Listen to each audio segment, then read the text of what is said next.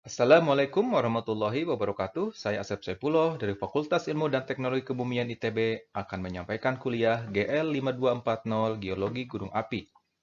Topik 5, konsep data citra satelit dalam pemetaan geologi gunung api. Topik 7, praktik retrieval citra aster. Untuk mendapatkan citra aster, Anda bisa mengunjungi halaman atau website earthexplorer.usgs.com. Kalau Anda buka laman ini, maka Anda akan melihat landing page seperti yang tampil di sini. Di mana di sini ada search kriteria di sebelah kiri, ada dataset, ada additional kriteria, dan result. Yang kanan adalah tampilan area yang akan kita pilih. Tapi sebelum kita mengisi search kriteria dan areanya, yang terpenting Anda bisa login terlebih dahulu. Kalau Anda bisa login, maka Anda bisa mendownload datanya. Kalau sudah punya akun, tinggal masuk, gunakan akunnya. Kalau belum, Anda menggunakan atau membuat akun baru terlebih dahulu dengan cara registrasi. Setelah Anda bisa login atau membuat registrasi, hal pertama Anda mencari lokasi dengan cara search kriteria ini. Di tab ini Anda bisa menentukan lokasi atau area yang akan dipilih. Di sini saya tunjukkan dengan kotak merah, berada pada area sekitar Gunung Sinabung.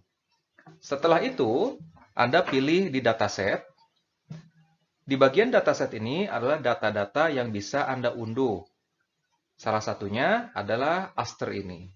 Jadi di bawah menu NASA LPDAAC Collections, di situ ada Aster Collections, Aster level 1T, Anda checklist, kemudian kalau sudah Anda nanti tinggal klik bagian result-nya ini.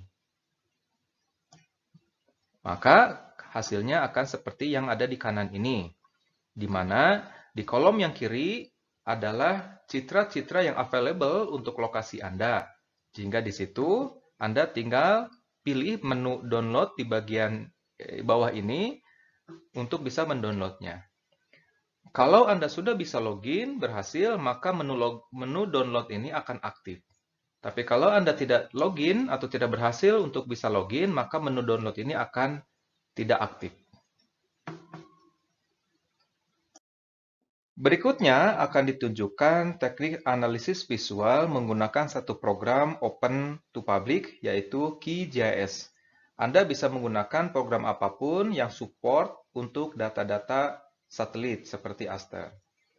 Apabila menggunakan QGIS, hal pertama Anda menambahkan layer baru, yaitu layer yang akan kita gunakan untuk data aster. Di sini ada menu di bawah layer, add layer. Di bawah add layer ada add raster layer. Klik di bagian ini untuk menambahkan layer data aster. Setelah itu, maka menu tampilan untuk loading data akan muncul seperti ini. Hal pertama, Anda klik di bagian source ini untuk membuka folder di mana data aster tersimpan. Kemudian Anda pilih bagian aster yang akan Anda load, misalnya di sini aster PNIR. Kemudian di sini kalau Anda sudah select bagian yang akan di-load, maka Anda tinggal klik bagian add untuk menambahkan pada layar project Anda. Tampilannya seperti yang ada di kanan ini. Apabila citra aster yang muncul di layar kerja Anda kurang begitu bagus kualitasnya atau kurang jelas atau masih terlihat kabur, maka Anda coba lakukan enhancement pada citra aster tersebut. Caranya, Anda klik 2 kali di bagian layar asternya, maka akan keluar menu layar properties seperti yang ada tampil di layar ini. Kemudian di situ, Anda arahkan pilih render type-nya, render type multiband color, karena data VNIR memiliki 3 band di dalamnya.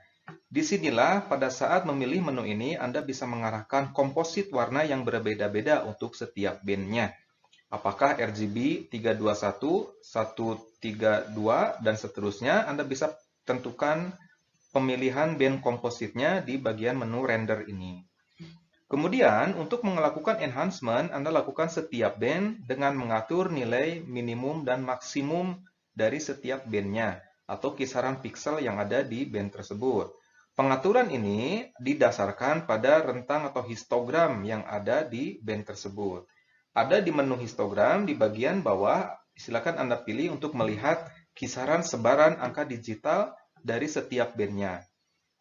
Kontras yang bagus akan ditunjukkan nilai minimum dan maksimumnya sesuai dengan nilai minimum dan maksimum dari histogram distribusi histogram di sini.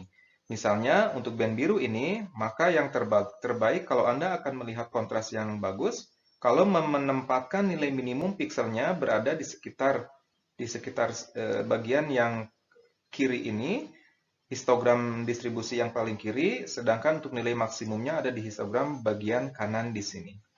Maka nilai minimum dan maksimum ini akan terlihat di sini. Anda masukkan angka ini ke bagian menu yang ada di Windows sebelumnya ini, atau di menu render type-nya ini. Di sini maksimum minimum, nanti Anda akan melihat perbedaannya dengan cara mengapply di sini. Kemudian, pada saat akan menganalisis batas unit atau batas tingkatan satuan, maka Anda harus membuat vektor layer. Maka di sini Anda tambahkan add new vector atau new shapefile. Di sini Anda bagian klik bagian icon vektor ini untuk membuat shapefile baru. Di sini ada tampilan layar untuk membuat shapefile baru. Di sini diarahkan bentuknya misalnya adalah poligon. Kemudian Anda di layar tersebut, Anda buat interpretasi untuk batas satuan ataupun batas tingkatan.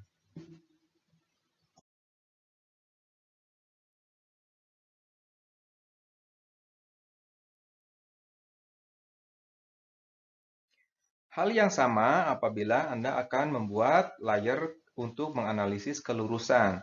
Bedanya di sini, pada bagian layar ini, Anda buat geometrinya adalah line, atau geometric type-nya adalah line, bukan poligon. Di sini Anda tinggal menarik berbagai kenampakan yang bersifat lurus untuk bisa mendapatkan kelurusan, atau kelengkungan kalau Anda mendapatkan sirkular. Pola struktur yang linear atau kelurusan apabila memusat di satu daerah, maka akan disebut sebagai pola struktur radial. Pola struktur sirkular akan muncul Anda beri layer yang baru atau beri notasi baru, dibedakan dari struktur yang bersifat kelurusan. Demikian kuliah GL 5240 Geologi Gunung Api topik 1. Kita akan bertemu di topik selanjutnya. Terima kasih. Assalamualaikum warahmatullahi wabarakatuh.